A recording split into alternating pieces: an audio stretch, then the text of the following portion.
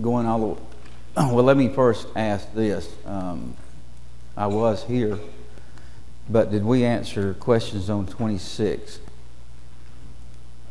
No. Okay, good. What? And Cheryl had the last question. Okay, good. So we will be looking at 26, 27, 28 on our question sheets. But before we begin, in 26, David spares Saul's life again, and Saul is well aware that he was there because he took the water and the spear, and was able to actually handcuff about 3,000 men with those actions from a distance. If you recall, he really didn't see Saul face to face, as you would think. And then you would also think that when he awoke Abner from his sleep and said the things that he said to him, basically questioning his manhood, his soldiership, and that somehow they would have flanked David and overtook him and killed him at that time. But of course they didn't. And so at this point in time, in 26, this is basically the last time when Saul and David will have an exchange. The last time that they'll see each other or come in contact with each other before Saul is killed or kills himself in chapter 31. Then in 27, he flees to Gath. So we have somewhat of an interlude. Then he's given Ziklag as his city of refuge or his city of operations that he carries out to the borders in the south, the area in the south, to secure some things and take care of some business to the south that he won't have to necessarily take care of later on in his kingship. So that's basically the reason for that. And then in 28, of course, the chapter where Saul has to seek, is forced to seek guidance from the witch or sorceress at Endor. She gets a bit of surprise there that she actually raised someone from the dead, which she had obviously not ever done before, and quite startling to her. She puts two and two together and calls Saul's hand on that, and so she's claiming that he is putting her life in jeopardy by all those actions. Saul's taken back quite a bit as well. He ends up on the ground and sprawled out. He either fainted or this hit him so hard that he wished he would have fainted. And of course, he hasn't eaten for a few days. Probably another one of those rash vows that he's taken on himself. But if you remember, he gave the same vow a few chapters earlier, and then had his son on trial there for a while for eating some honey. But nevertheless, he is down on the floor, and they finally talk him into getting something to eat, and he gains his strength back, and so he's ready to do whatever it is he needs to do to get away from the Philistines. And so that concluded chapter 28 at the point we are now. Were there any questions or comments that needed to be made before we get started into the questions? Seeing none, and Cheryl had the last one, so does that mean Bill had one, or he's already had one? Okay. Sister Luella? Okay. Number 2? Who went with David into Saul's camp, Abishai? Okay. Number 3? Who did David upgrade for falling Okay, and number 4. What did David say Saul's false informers were doing to him? They'd driven him out today, so they would have no attachment to the inheritance of the Lord, saying, go serve other gods. All right. And number 5. Okay, and in this case, it really happened. For whatever reason, I think Saul just got tired and obviously was up against someone he couldn't defeat this time. All right, number 6.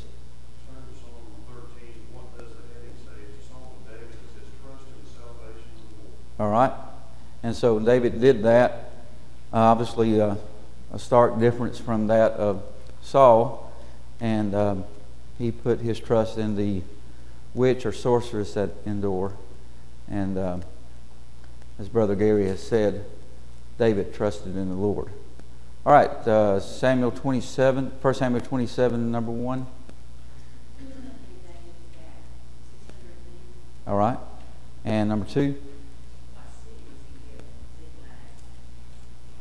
All right, and then Ziklag was, I found to be just inside the Philistia boundaries and due southwest of Carmel, about 12 to 15 miles. That may or may not be accurate, but gives you some idea. We're still on the west side of the Jordan, and still over there close to Philistia. All right, number 3.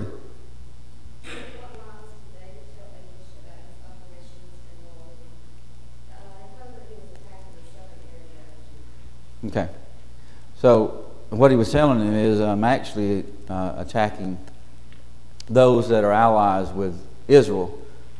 In essence, he was really attacking those who are allied more with the Philistines. All right, number 1 on 1 Samuel 28. What effect did the army of the Philistines have upon Saul? They made him afraid and his heart turned away. All right.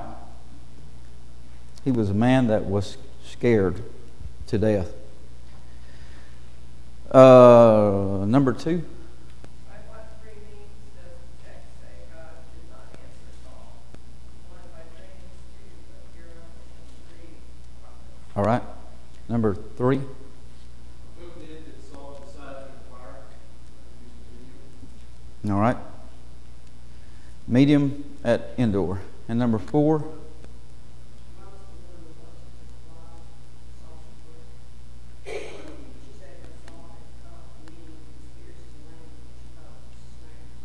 Okay, so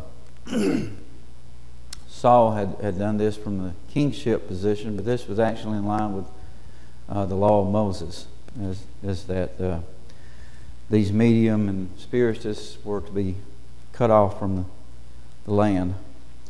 All right, number 5.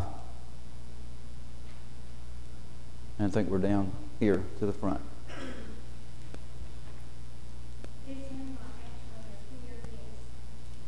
All right.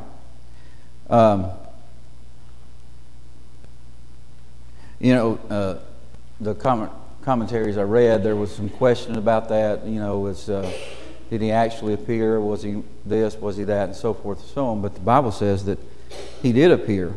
Now, she may or may not have known who he was,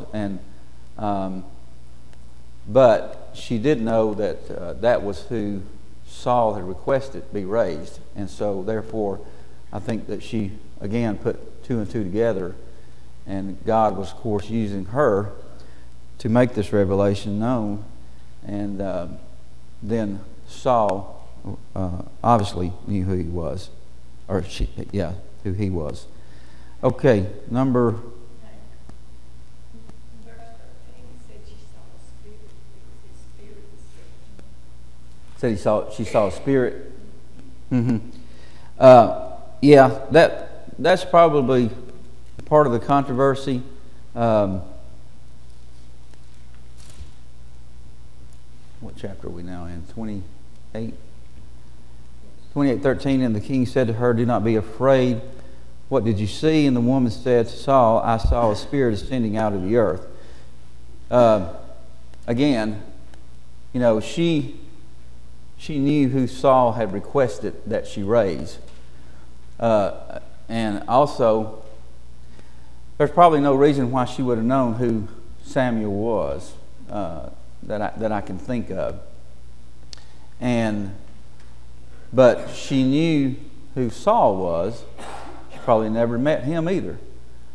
But I think all of this is being revealed to her as well, and it's just happening so rapidly. And then, of course, Samuel tells Saul what is about to happen and why and so forth. But I still think that whether she saw it as a spirit or whether she saw it as a man, as Samuel, then it was made known to her exactly what was taking place, because she feared her life, and she also feared that she'd actually raised somebody from the dead, or she saw this spirit. I mean, it scared her to death as well, that this is actually taking place, because obviously it had never taken place before. There are some commentaries that say that she was a ventriloquist, that she could throw her voice from the stomach and then make the person that she was to raise speak. And so she was probably getting ready to do all that, and figuring out what she was going to say and how she was going to say it and so forth and so on. And then, this happens. And so, I wouldn't be dogmatic either way if we wanted to say that, she saw a spirit, then, I'd say she saw a spirit. But the spirit was definitely Samuel.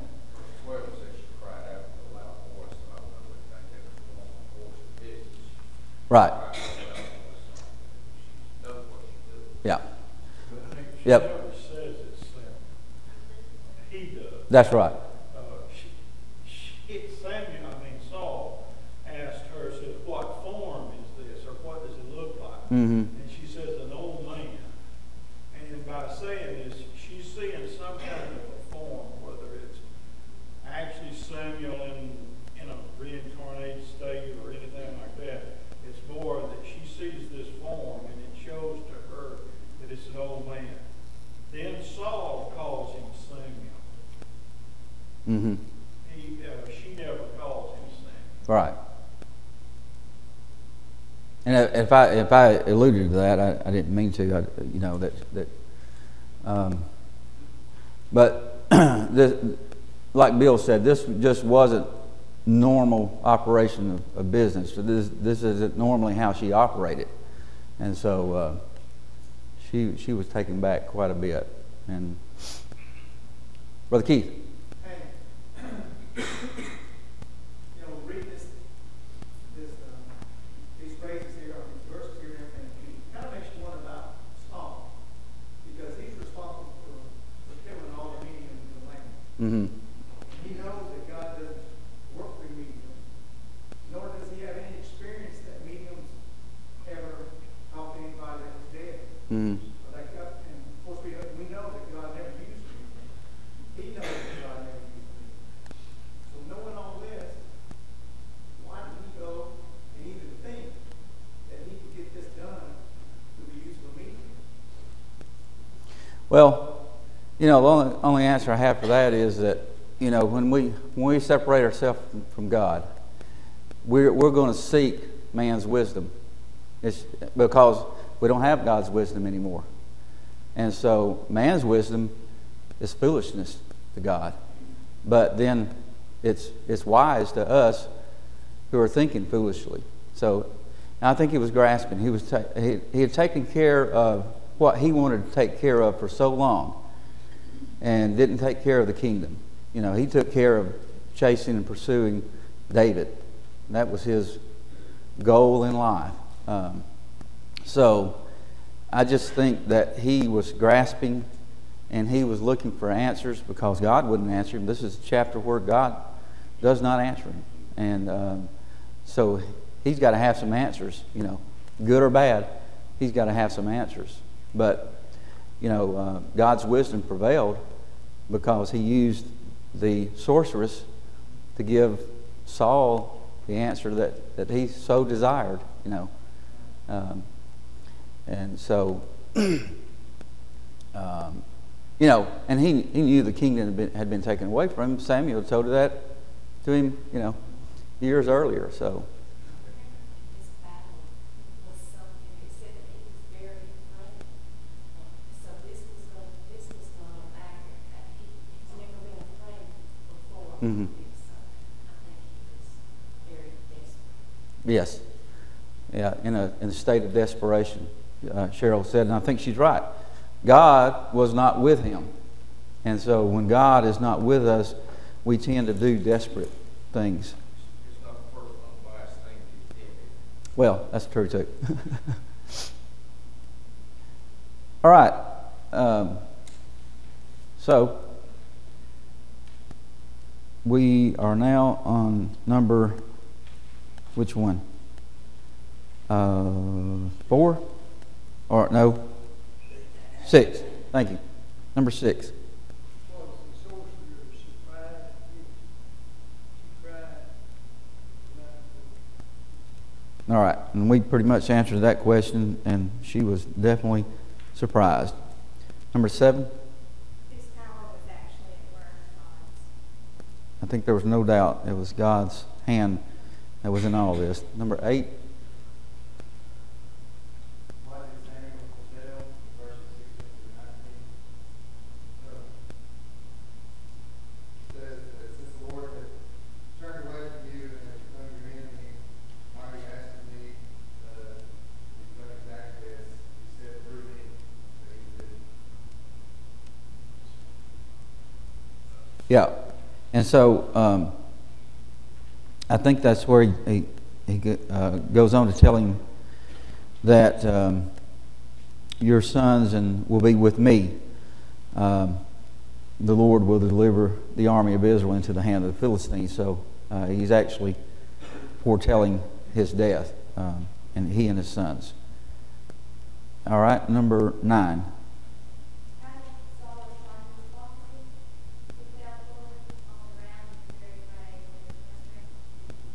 Okay.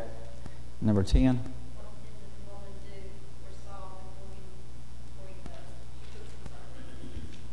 All right. She went to great extent to get him something to eat. Killed the fatted calf.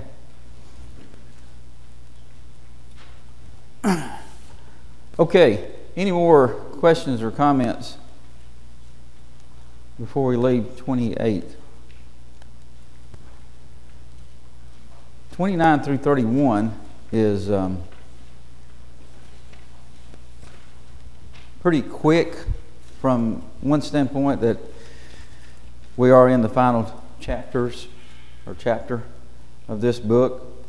And if you recall, when we started the book, we had 3 main characters, and soon we're to be -2, already minus Samuel.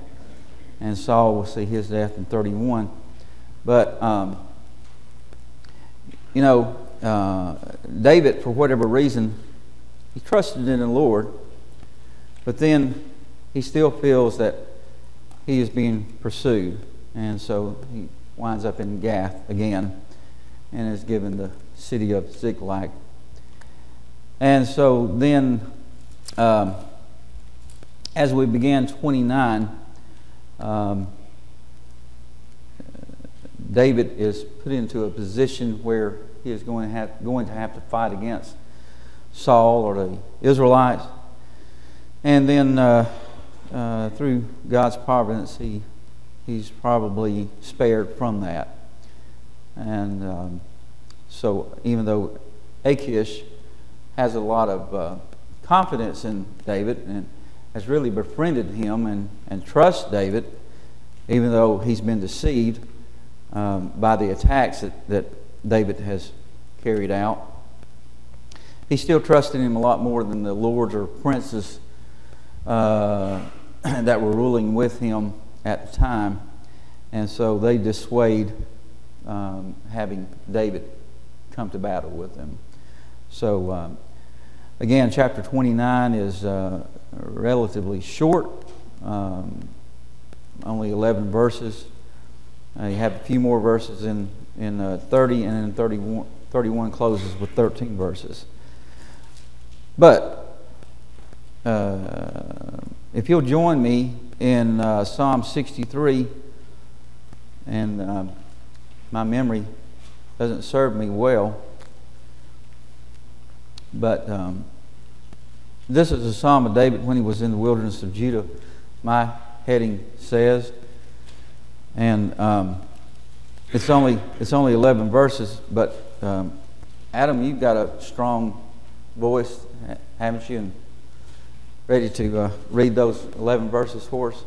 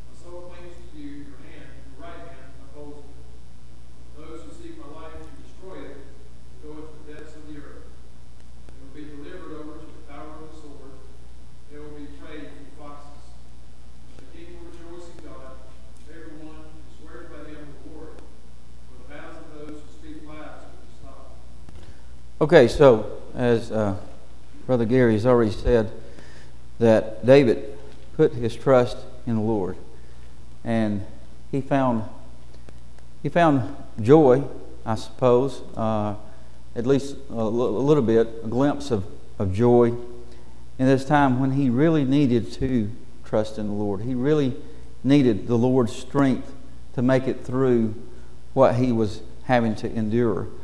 And I think that there were times, even though we look at David and we think, well, he slew Goliath, he killed the giant, he did all these great and wonderful things. He wrote many of the Psalms. I think we mentioned that by today's standards in public schools, that he would be seen as a truly gifted student. Even still, David is just a man. And so, although we elevate him sometimes to a higher level than he needs to be elevated, we still have to understand that David would have the same feelings that we would have. I got to do this one more time. I got to fight this fight. I've got to do this. I've got to get everybody else encouraged. And so David would go to the only place that he could find true refuge, and that would be in the Lord. So I just had us to look at that to kind of get us in the feel for where David was at this point in time. And I think he's still running. He's still, trying to get away. He's still the hunted. And as a wild animal would do, they would try to get away as far from you as they could. So then back in chapter 29, then the Philistines gathered together all their armies at Aphek. And this would have been to the north, further north than the Philistines were accustomed to going, but still on the west side of the Jordan. And the Israelites encamped by a fountain which is in Jezreel. And the lords of the Philistines passed in review by hundreds and by thousands. But David and his men passed in review at the rear with Achish. Then the princes of the Philistines said, "What are these Hebrews doing here?" And Achish said to the princes of the Philistines, "Is this not David, the servant of Saul, king of Israel, who has been with me these days or these years? And to this day I have found no fault in him, since he defected to me." But the princesses of the Philistines were angry with him. So the princes of the Philistines said to him, "Make this fellow return, that he may go back to the place which you have appointed for him, and do not let him go down with us to battle, lest in the battle he become our adversary." For with what could he reconcile himself to his master, if not with the heads of these men? Is this not David, of whom they sang to the one another in dances, saying, Saul has slain his thousands, and David his 10,000s? And so the Philistines are just not really comfortable, besides Achish, in having David at their rear. I'm sure they were thinking they could get into the heat of the battle and they'd be naturally flanked already if David decided to cross over. And so this is an unstable arrangement. It's an unstable relationship that we have going on here. And the princesses, or whatever you want to call them, the lords of the Philistines, decide they're going to overrule Achish at this time and say he has to go back to where he's been, which is Ziklag. And verse 6, Then Achish called David and said to him, Surely as the Lord lives, you have been upright, and you're going out and you're coming with me, and the army is good in my sight. For to this day I have not found evil in you since the day of your coming to me. Nevertheless, the Lords do not favor you. Therefore return now and go in peace, that you may not displease the lords of the Philistines. Then David said to Achish, But what have I done? And to this day, what have you found in your servant, as long as I have been with you, that I may not go and fight against the enemies of my lord the king? But Achish answered and said to David, I know that you are as good in my sight as an angel of God. Nevertheless, the princes of the Philistines have said, He shall not go up with us to the battle. Now therefore arise early in the morning with your master's servants who have come with you, and as soon as you are up early in the morning and have light, depart. So David and his men rose early to depart in the morning to return to the land of the Philistines, and the Philistines went up to Jezreel. So the Philistines advance, going into battle with the Israelites, and David rightly honors the request of Achish and makes his way back then to Ziklag. Again, short chapter. Janeth? I was just going to point out on the other side of this is once again the Lord saving David, because while the Philistines may not have been comfortable with David, and he may very well have turned against them, at the same time, Ziklag and Achish are David's salvation at this time. And if he was going to be forced here, instead of being raised to get on his own, or to tell Achish what he wanted, he was going to be forced to go actually fight against the Israelites. Mm-hmm. For the Philistines, which he had not done up to now. Right. And so this is his, and if he had refused or had turned on them, then he had nowhere to go. Mm-hmm. So on the opposite side of that, he was being saved again by the Lord, not his habit. Right. I think you're exactly right. The Lord's hand is always in, taking care of David and preserving the lineage of our Savior. And so therefore, we see his hand in many operations and events that happen throughout 1 Samuel and the rest of the time. But a good point to make is that the hand of the Lord was fully involved in this arrangement, which, as Janeth pointed out, was awkward, for lack of a better term, and it just would have been for him to go into battle against people that he had told Achish he'd kind of been in battle with their allies at least. But now he's going to be forced to actually do this when he had deceived Achish all along. Okay, good comment. Isn't it ironic in verse 9, Achish, who is an infidel and worship idols, makes reference to an angel and makes reference to God in a respectful sort of way? Yeah. Now, he had as much respect for angels and God. Mm-hmm. Why in the world is he serving idols? Right. Yeah. Isn't that ironic that Yeah. he makes reference to that? Yeah. And again, the only way I can answer that is, there are people of the world who still, for whatever reason, if they know like a man as a minister or a preacher, they will still, in some regard, pay homage to that, and that they'll honor that fact.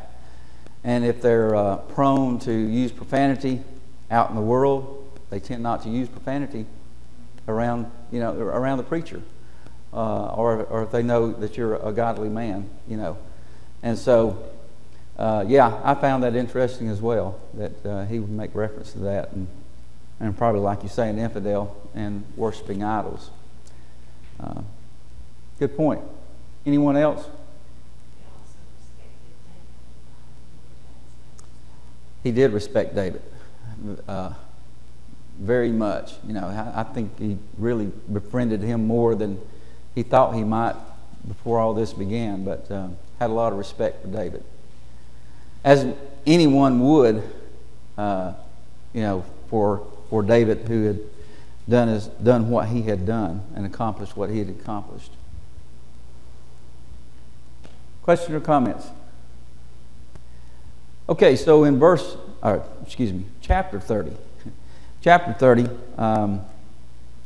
David goes back to Ziklag, and Ziklag is not as he left it.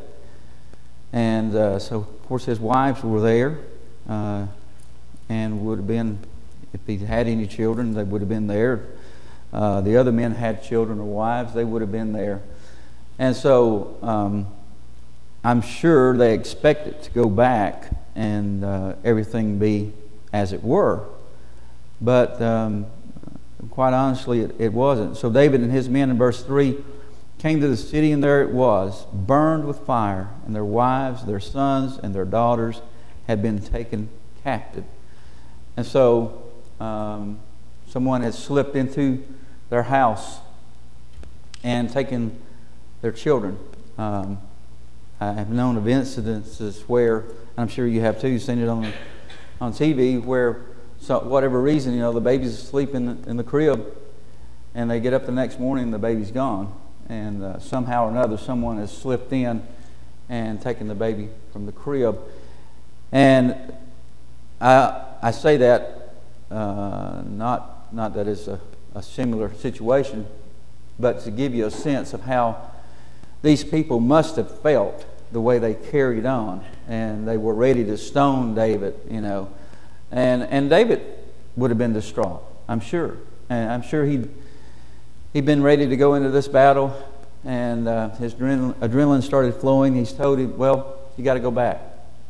He goes back, and the city is burned, and everything is gone. Then David and the people who were with him lifted up their voices and wept until they had no more power to weep. These people were really hit hard to the point that they cried themselves out, and they were very, very distraught. Verse 6, then David was greatly distressed, for the people spoke of stoning him, because the soul of all the people was grieved, every man for his sons and his daughters.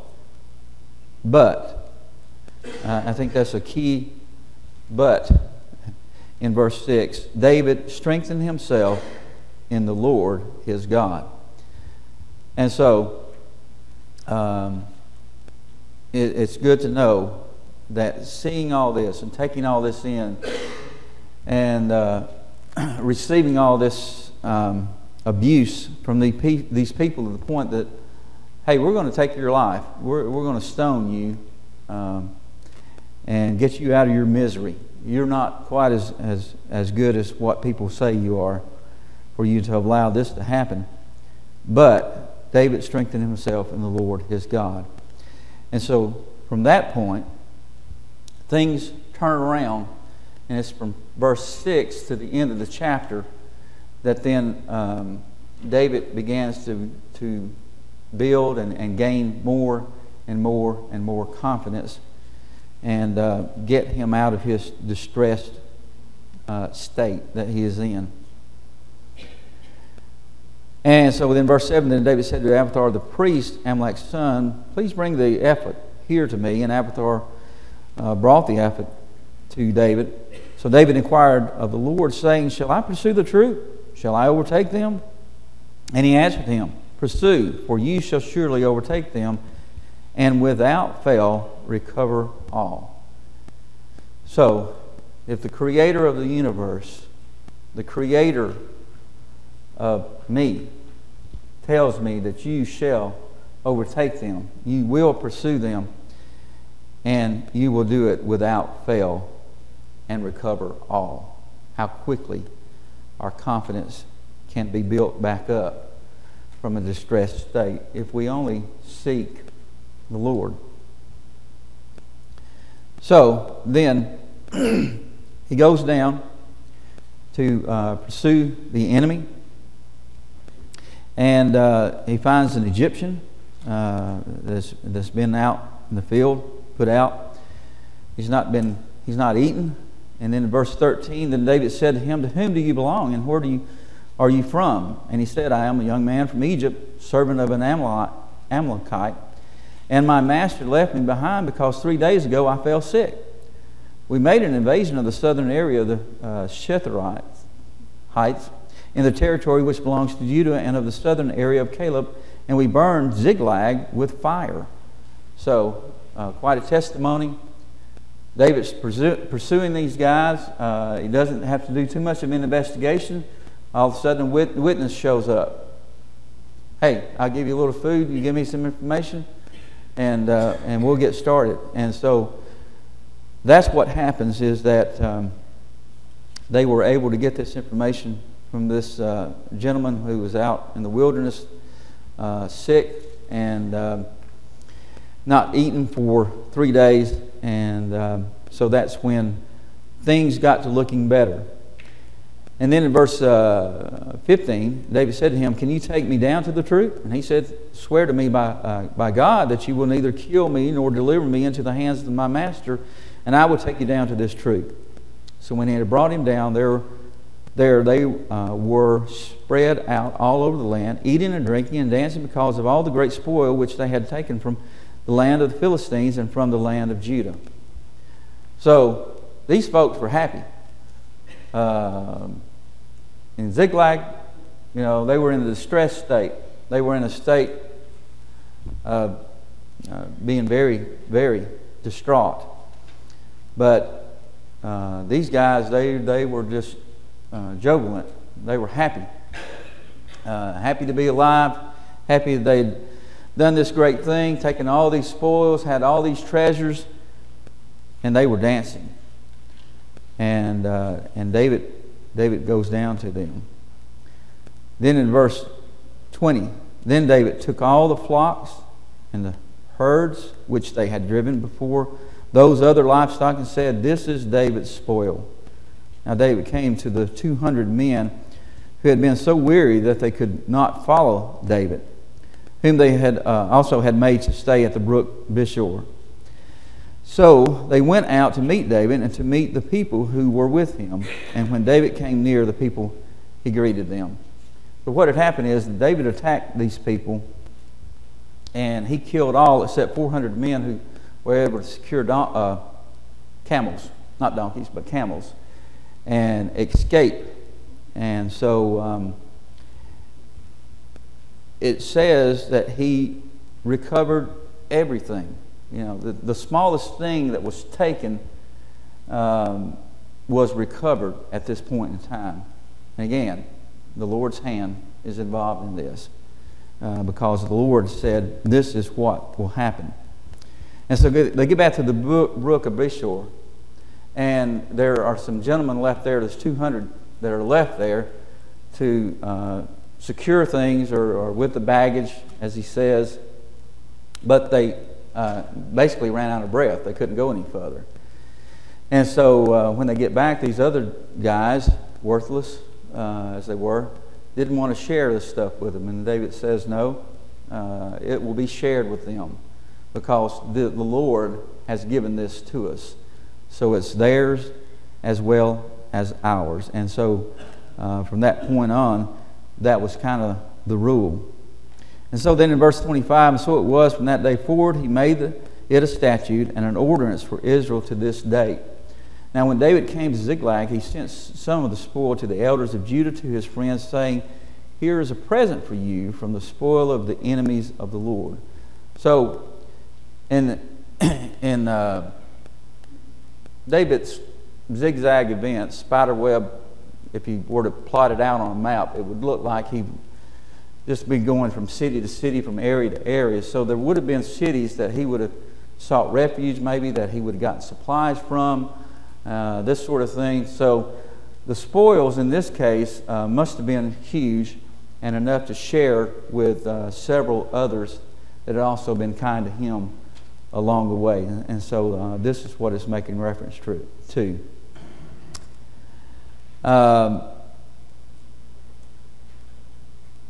And so then in verse 31, those who were in Hebron and to all the places where David himself and his men were accustomed to rove.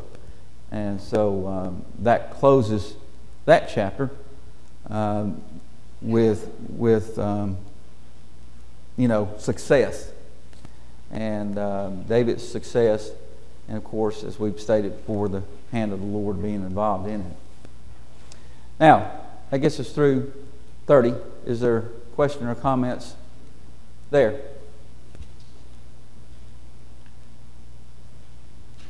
Okay. Well, in verse 30, again I say verse, it's chapter 31. Sister Peconia. Can you explain what the last phrase in verse 31? The last phrase, the accustomed to rove. Mine says to all the places where David himself and his men were Wants to haunt. Rome. I like Rome better, but wants to haunt. Is that what you said? Okay. I can't explain that, but I can explain that they would have been like a band of gypsies, so to speak, being chased by Saul. So they would have gone to several places, and we have, we have record of several being in that path that he would have gone to, that he would have solicited help and supplies from. And so that's what it's referring to. And then, of course, the payback comes with the supplies and the things that he'd gotten from annihilation that had taken place to the south there. In chapter 23 and verse 23, it kind of helps explain it a little bit. And Saul is looking for him. He sends people out and says, "See therefore and take knowledge of all the lurking places where he hides, and come back to me and search me, and I will go out. And if he's in the land, I will search him through all the plains of Judah." Mm-hmm. Through the places where they're in. Yeah. And these are all places. Right. Some recorded and some not. And so it would have been several places. I had a map at one time that showed all the different places that he went to. And like I said, it looked like a spider web that was confused. But it was just, it really looked like a rat maze. Someone that was on the run.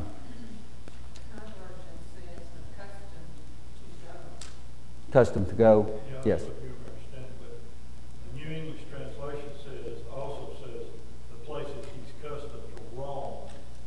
In other words, places that he had gone to before. Yeah. Yeah. I think that's what.